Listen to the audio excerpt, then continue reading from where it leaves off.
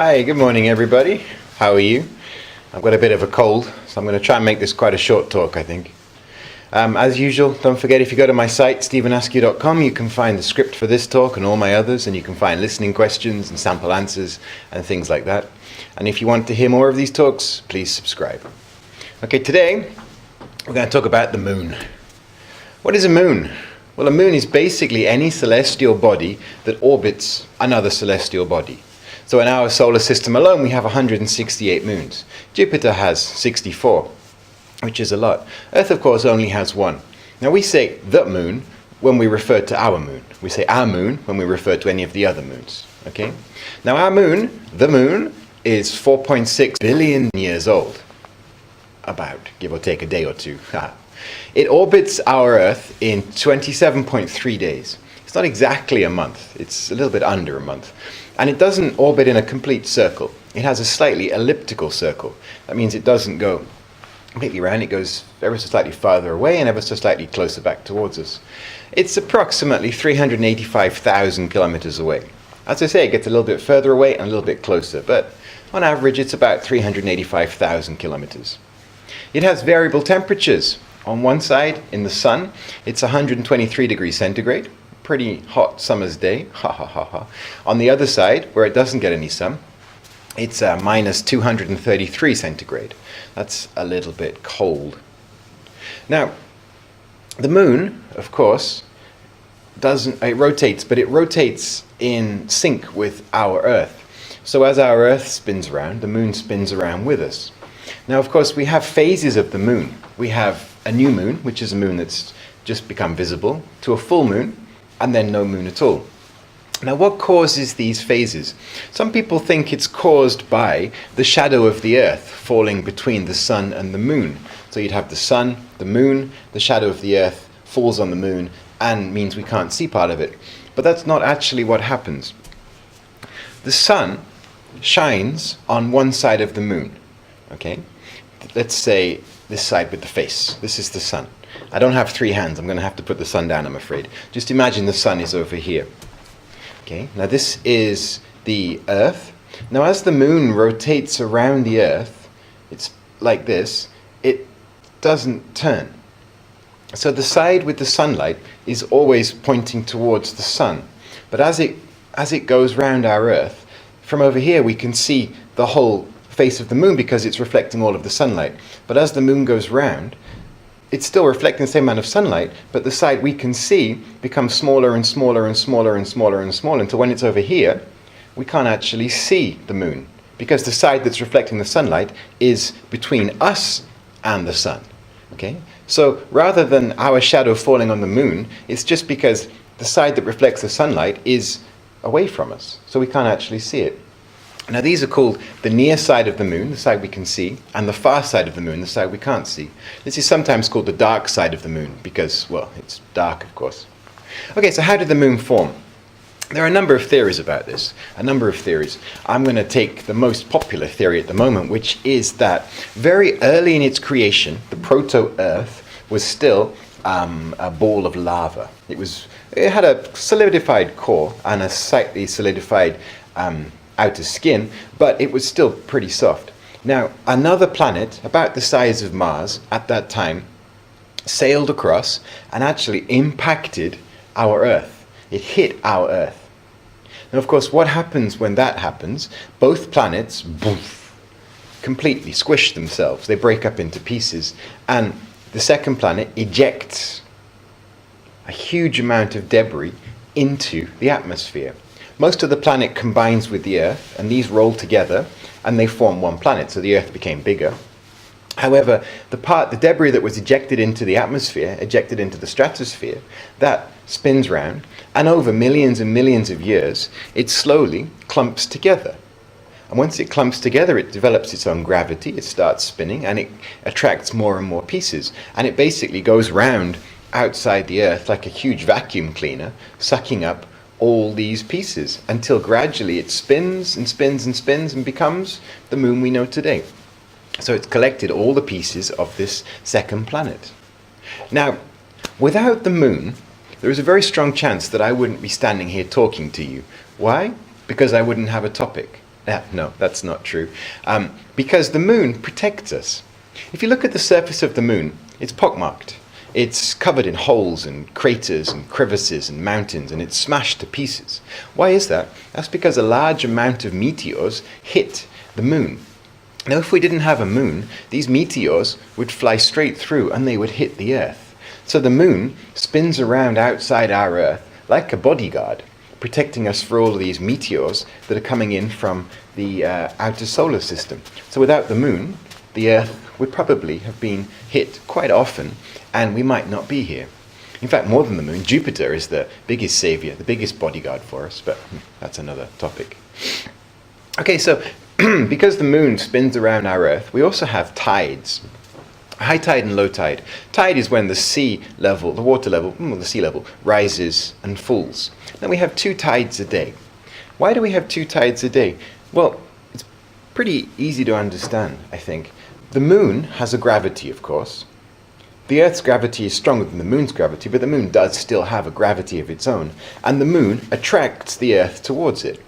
Now, I know the Earth is hard. I mean, standing here, it's pretty hard, but it still has a movable surface.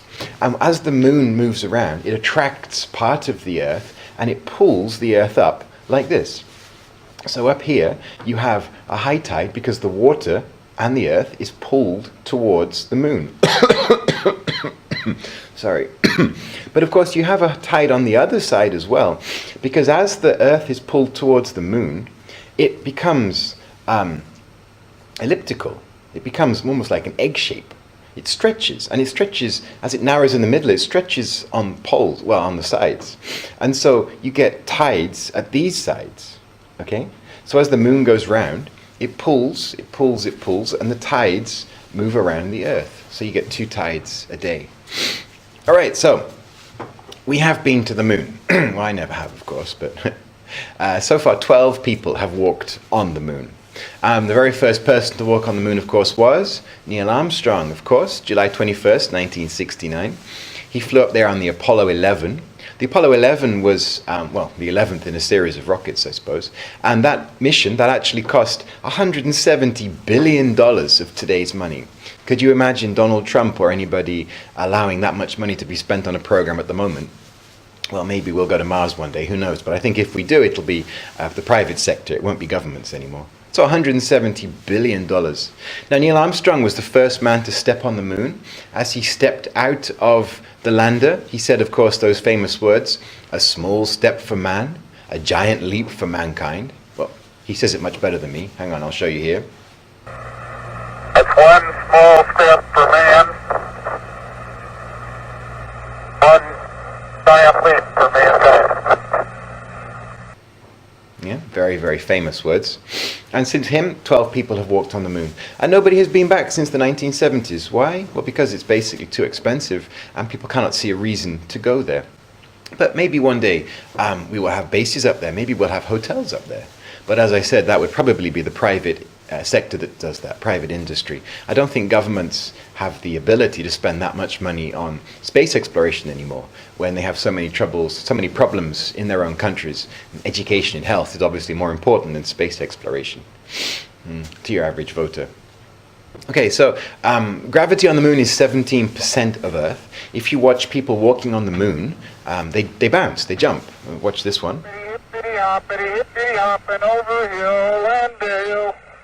You see how he's bouncing? You see how he's bouncing along here? That spacesuit he's wearing actually weighs 220 kilograms. 220 kilograms, but he's jumping along as though it's nothing. Gravity on the moon is 17% that of Earth. Now, Americans and Russians have all been to the moon. There are American flags there, there are Russian flags there. You can actually look up with you can look up with telescopes and you can see the stuff that's been left on the moon. The moon conspiracy landing. I'm not going to talk about that. It's not even worth thinking about. If you're interested, put something in the comments below and I'll talk about it at a later date, but it's just nonsense. So you can see the things that were still left on the moon. But who owns the moon? Well, in 1969, there was a treaty signed called the Outer Space Treaty, which basically says that no one country can own any body in space. By body, I mean planet, of course, not body. So the moon doesn't belong to anybody. And as we explore the galaxy, as we explore the universe, the solar system, hopefully this treaty will be kept, and hopefully countries won't lay claim to different parts of the solar system. All right, so I've nearly finished. I'm getting a bit sick. The moon is moving away from the Earth at about the speed of 4 centimeters a year. Why is that? Well, because as it's spinning around, of course, basically what gravity does is, this is falling away. But as it falls, it gets caught in the Earth's gravity and it slowly moves around. But of course, the moon is also being pulled by the sun's gravity, which is over here. I should use the yellow ball for the sun. The sun's gravity is also pulling the moon away. So the moon's rotation and the Earth's rotation are both gradually slowing down. I mean, if you think about it, if you put a spinning top on a desk and spin it, it slowly slows down. Why? Because of friction with the desk, because of air friction. Of course, in space, there is much reduced friction, but there isn't actually no friction. There are still atoms in a square meter of space. Obviously not as many as there are on Earth, but there are still some.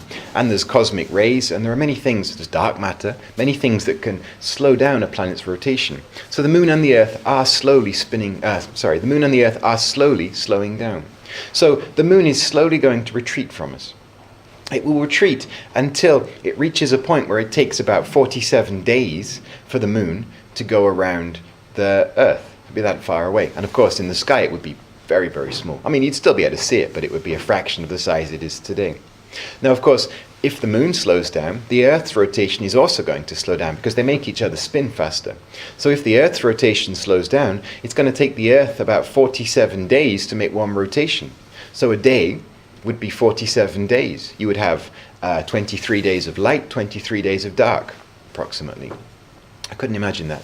But that's not really something we have to worry about, because that is billions of years into the future. And at that point, the sun will have become a red giant.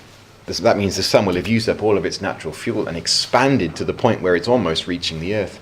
Now, another problem, of course, when the moon's orbit slows down, as it spins, it has centrifugal force. Once that stops, it's going to start getting attracted in towards the Earth.